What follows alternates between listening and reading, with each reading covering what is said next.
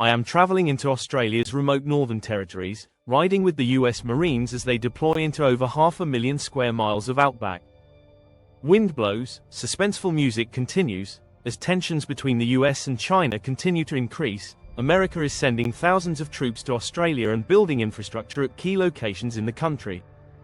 In a strategy to prepare for a potential war over Taiwan, the US is increasing its military presence here to a level not seen since World War II. Australia's strategic location. The US and China have described Taiwan as the region's most volatile flashpoint.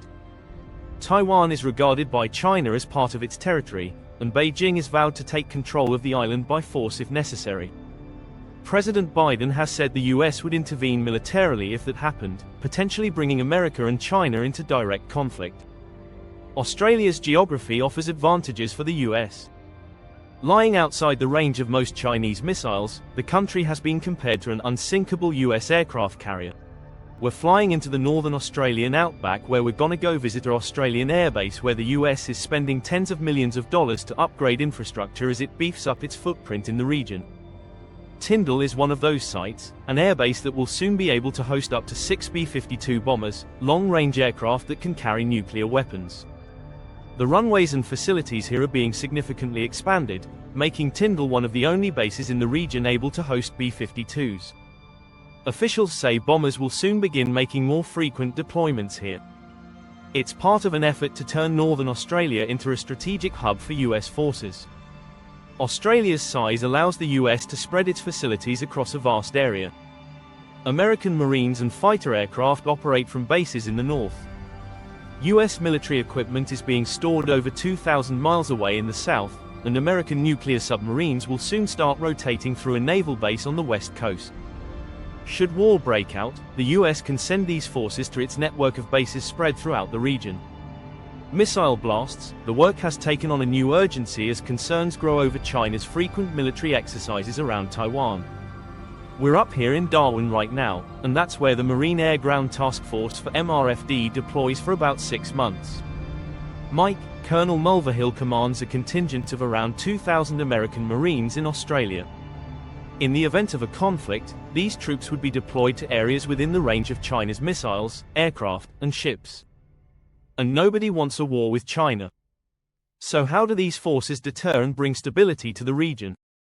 It's really our main focus. The key is to balance your lethality with your survivability. We've been fighting wars in Iraq and Afghanistan for over a decade, and the tactics that we applied there just don't apply to the modern battle space. So distributed operations, those forces are more survivable, because they have a smaller signature management. Physically, electromagnetically, they're harder for our adversaries to find. Chopper roars, exercises on the ground. Mike, we traveled with the Marines deep into the outback to see how they are fine-tuning a strategy seen as critical to fighting China in its neighborhood. Chopper roars, Marines chatter, go up, go up, go up. In a conflict scenario, teams of Marines would move forward as far and as fast as possible. Their deployment in small fanned-out units requires developing nimble resupply tactics. Behind us is a forward refueling point where they've set up, basically, a temporary gas station for these ospreys. Dispersing troops and equipment is a tactic designed to make it harder for enemies to detect and take out units in one decisive blow. Chopper roars. The US's strategy in Asia-Pacific. America's growing footprint in Australia is part of a broad shift in how the US positions its forces as it seeks to deter China. Any US military action in the region would involve America's large military bases in South Korea, Japan, and Guam, but these bases and their fuel and logistics facilities would likely be targeted by China in the early stages of a conflict.